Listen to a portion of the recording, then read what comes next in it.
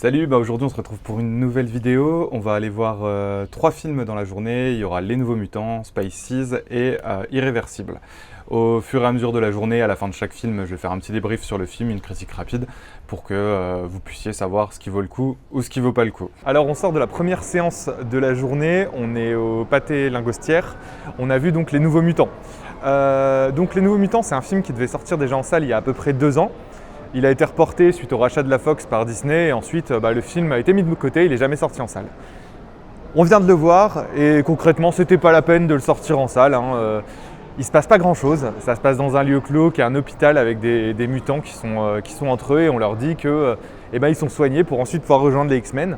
Ils vont se rendre compte qu'en fait c'est pas du tout le cas, mais le film, clairement la première heure il se passe rien et vu ce qui se passe sur la dernière demi-heure, ça vaut clairement pas le coup d'aller le voir. Mais bon, c'est un film quand même sympa si on a envie de se faire un Marvel parce qu'il n'y en a pas eu cette année. Moi, je ne suis pas très Marvel, donc mon avis est encore plus, je pense, peut-être catégorique qu'un fan de Marvel. Après, j'étais avec Mika qui lui est fan de Marvel, qui l'a trouvé très moyen aussi. Donc ça vous situe un petit peu le film.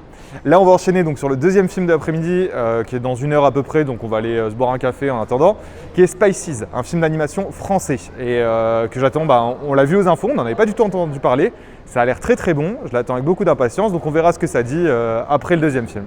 Donc on vient de terminer le film Spices qui est un film franco-chinois d'animation.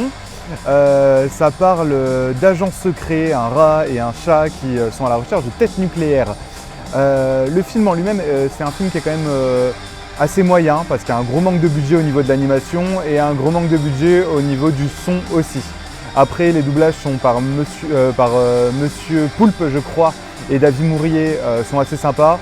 Le film a des passages sympas, mais ça reste quand même globalement très moyen.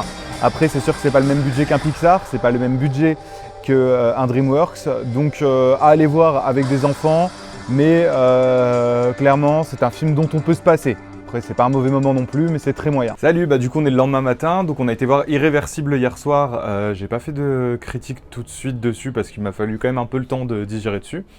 Je l'avais jamais vu et là c'était le Irréversible inversion totale, c'est-à-dire qu'à la base Irréversible c'est un film qui commence par la fin et qui se termine par le début et là le réalisateur l'a ressorti dans l'ordre chronologique. N'ayant pas vu la première version, je vais me prononcer que sur celle-là. J'ai trouvé le film très très fort, très très dur.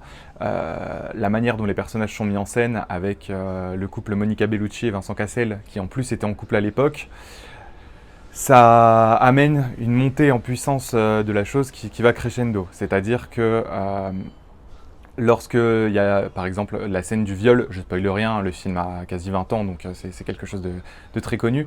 J'ai pas pu regarder la chose en entier, je devais me fermer les yeux, j'avais les mains devant le visage tellement c'était insoutenable.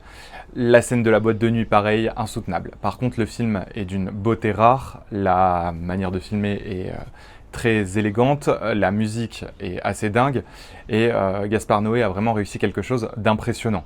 Je conseille à tout le monde de regarder ce film, par contre surtout à du public averti quand même parce que c'est un film qui est très très dur, tout autant qu'il est beau. Après, je vais me faire la première version cette semaine avec donc dans le sens original, la fin et ça se termine par le début, mais l'inversion totale, si vous avez l'occasion de le voir en salle, c'est un film qui vaut clairement le coup d'être vu au cinéma.